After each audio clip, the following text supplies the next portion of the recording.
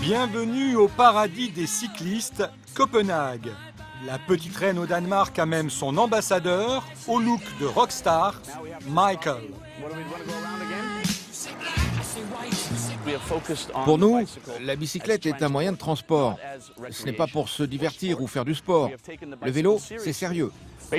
Si vous considérez que le vélo est le moyen le plus rapide de se rendre d'un point A à un point B, eh bien vous verrez que dans chaque ville du monde, les gens utiliseront leur bicyclette.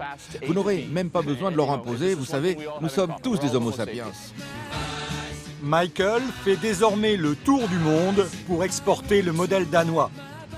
Avec ses 400 km de pistes cyclables, ses ponts réservés aux bicyclettes, des transports en commun qui accueillent les deux roues, la ville est une référence. Le vélo est un des piliers de la société danoise. Il a même fait son entrée au Parlement. Mette Reissmann est députée.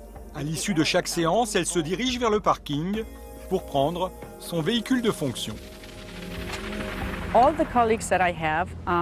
Tous mes collègues utilisent ce vélo à Copenhague. S'ils viennent de l'extérieur, d'une autre région, ils ont droit au vélo officiel du Parlement. C'est aussi une question d'argent. Le vélo, c'est gratuit. Et la voiture au Danemark, c'est très cher. Comme tous les citoyens, les élus pédalent parce que la voiture est lourdement surtaxée à 180%.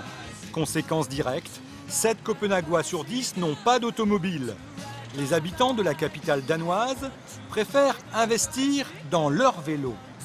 Des machines confortables et pratiques, le triporteur est tendance. Ça coûte environ 2200 €. C'est très en vogue à Copenhague. Beaucoup de familles utilisent le triporteur.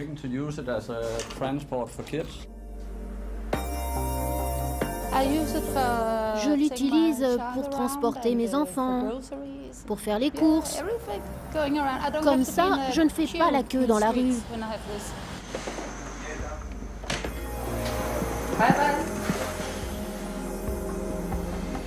Stacy, Bjarni et leur fille Mathilde habitent au pied d'une station de train. Mais ils n'utilisent jamais les transports en commun. Les liaisons entre leur domicile, l'école et leur travail sont trop complexes. Nous avons une voiture, mais on ne l'utilise pas à Copenhague. Ce n'est pas pratique. Pour nos déplacements, nous avons adopté le triporteur, surtout le matin, pour aller à l'école. Moi, j'ai un vélo avec des petits cœurs dessus. Sur 2 ou 3 roues, 40% des Copenhaguois se rendent au travail ou à l'école à bicyclette. Et le trafic est chargé. Il faut parfois jouer des coudes pour se faire une place dans le flot des cyclistes. Pour les responsables de la politique environnementale, le vélo est le symbole de la démarche globale de la ville qui met le développement durable au cœur des préoccupations des habitants. Copenhague est une ville qui grossit considérablement avec 1000 nouveaux habitants chaque mois. Nous sommes obligés de réfléchir de façon alternative pour que Copenhague soit agréable à vivre. Nous multiplions les innovations et les habitants adhèrent au projet. Et nous serons prêts. En 2025, nous serons neutres en émissions de carbone. Cette volonté de réduire la pollution est manifeste. Les éoliennes sont omniprésentes, les panneaux solaires fleurissent sur les toits ou habillent les façades des bâtiments, comme dans cet hôtel. Un établissement high-tech ou au sous-sol en cuisine on fait également dans le recyclage. Le directeur n'est pas peu fier de nous présenter son système de traitement des déchets. Rien n'est perdu, les déchets alimentaires sont récupérés et nous les mettons dans ce broyeur.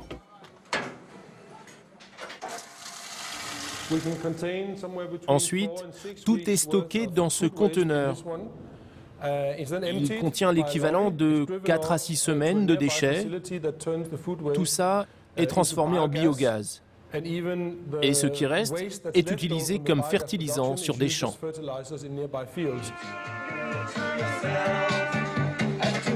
À Copenhague, même ceux qui refusent d'économiser leur énergie adoptent une démarche écologique. Cette digibike mobile, montée sur triporteur et uniquement alimentée par un panneau solaire, rythme régulièrement les déplacements des cyclistes copenhaguois.